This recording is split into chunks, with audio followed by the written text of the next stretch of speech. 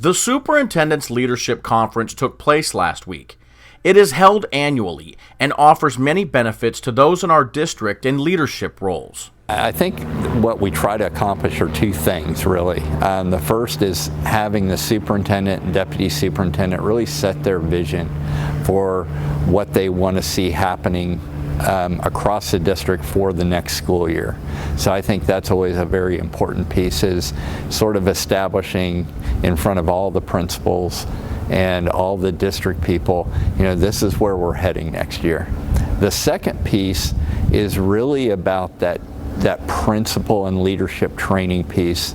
There's the old adage about if you want to go out and chop wood and you've got an hour to do it, you'd spend the first 20 minutes sharpening your axe. And sort of the idea that we need time to grow as leaders, we need time to plan as leaders, and that way, once the busyness with kids on campus, all the problems that come up, that you've already set a path for yourself, and you've gotten yourself in a mind frame of that goal that you're setting out for over the course of the school year, so you can keep that in focus while all the other things are happening on a campus.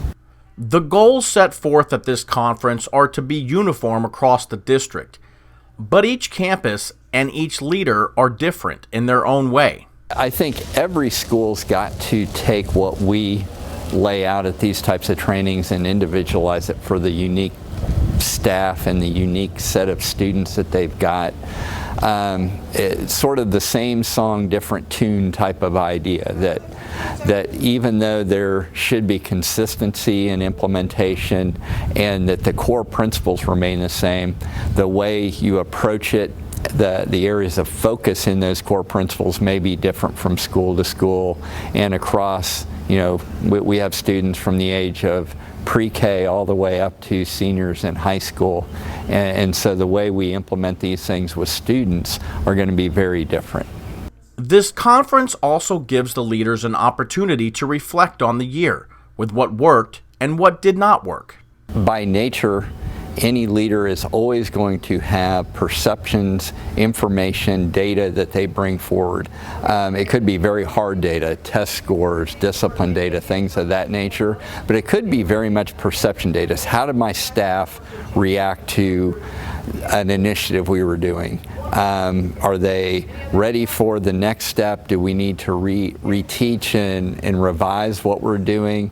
So I think that there's sort of the skill and the art of being a school leader.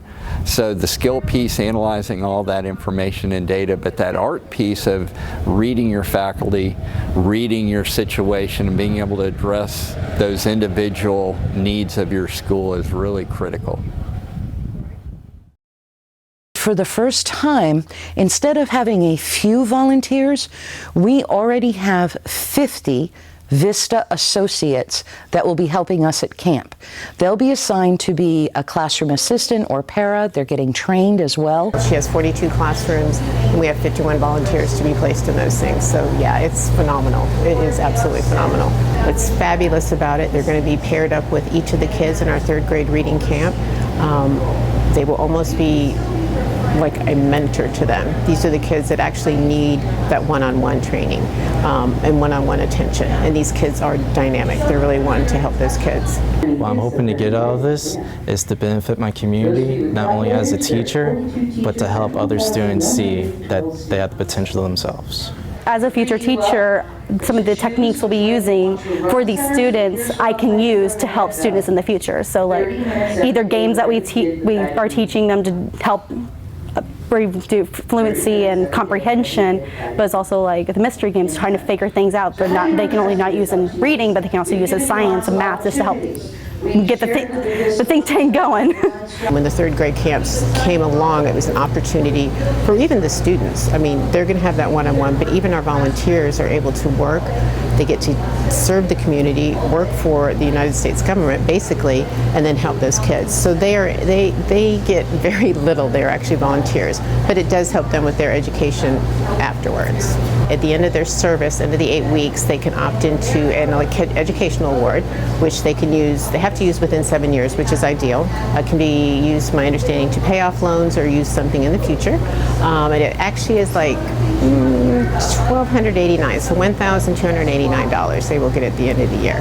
At the end of their service over those 8 weeks. So not only do they get their living allowance, so they're able to sustain, but then they will get that extra bonus. It covers half my tuition, books, and you can even cover student loans, so which is great. Every little bit helps. When Chris had just asked if you stand up, if you're going into education, out of the 51, I bet we had about 15 to 20 of the students actually step up that are actually in college towards it.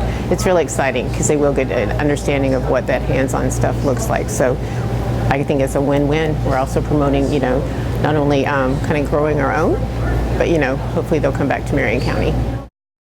Starting this week, our 9 elementary schools will be open for our media centers for students to come and participate in some fun, fantastic activities. We will also have some story time that the media specialists that are on staff will share with the students that come in. The students can also check out books. They just need to have their student ID number that they can check out a book. And there'll be lots of things for the kids to do, and it's a great time for kids to explore and learn about different things that are not so much set to what they're doing in the classrooms. It's more of an individual freedom to explore a little bit and learn a little bit more about themselves and their likes to get them prepared for the next school year. This week the theme is going to be Splat the Cat. So there are lots of different specific titles about Splat the Cat. Splat the Cat gets into all kinds of mischief in all of his different titles. So we'll be sharing different stories about Splat the Cat this first week. One of my favorites throughout this summer that we're going to be hosting is going to be Fancy Nancy. And Fancy Nancy does love to get dressed up like a princess. So that is one of my favorites. So I look forward to the week that we'll be doing Fancy Nancy. That will be the week of July 3rd. There'll be different activities that go along with each of the titles. It'll be arts and crafts, so there might be some writing art activities. Again, we'll have story time. So every week is going to be something different theme, different activities. So if you came to the same media center the next week, it's sure to be something totally new for you to get involved in. Public libraries are also an option, and they too will have all kinds of activities as well. None of them will be the same as ours, so there are different places throughout the week that people can go to access stories. There are 8 different libraries located throughout the county, and every single one of those libraries has activities and programs for children this summer. Depending on what library location you're at will depend on what programs they are and what days they are, but our theme this year is a universe of stories. So this year we're going to be exploring all kinds of things, outer space, aliens, the moon, stars, all kinds of fun stuff. If there's something for everyone all the time somewhere in the county. Here at headquarters we have story times for families on Wednesday mornings and Wednesday evenings, and one in July and one in June on Saturdays. There are story times this morning, I believe.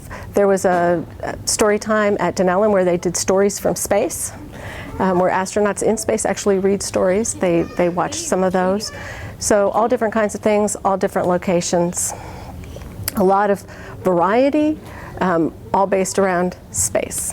We do summer programming here at the public library so that children and families can keep learning all summer long and have the best time doing it. We want to make sure the students don't get stagnant over the summer. We want to make sure that they are going to be able to connect to that next school year without falling behind. Believe it or not, students can fall behind a lot during the summer if they're not doing any type of reading activities. So even if it's not here in the media center, pick up a book at home. Their students are also working with the MyOn challenge over the summer. There's different opportunities. The media center is just one of those where the students can have that physical connection to a book and take books home. The 2019 MyOn Summer Reading Challenge is here, and our theme this year is Adventure Awaits.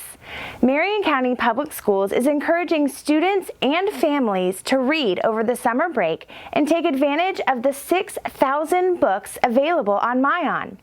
The reading challenge runs May 27th to July 25th. The top kindergarten to second grade student with the most minutes read will receive a $75 gift card to purchase books or other literacy-related materials. The top third through fifth grade student with the most minutes read will receive a Kindle Fire HD. This challenge indeed does include those students exiting the fifth grade.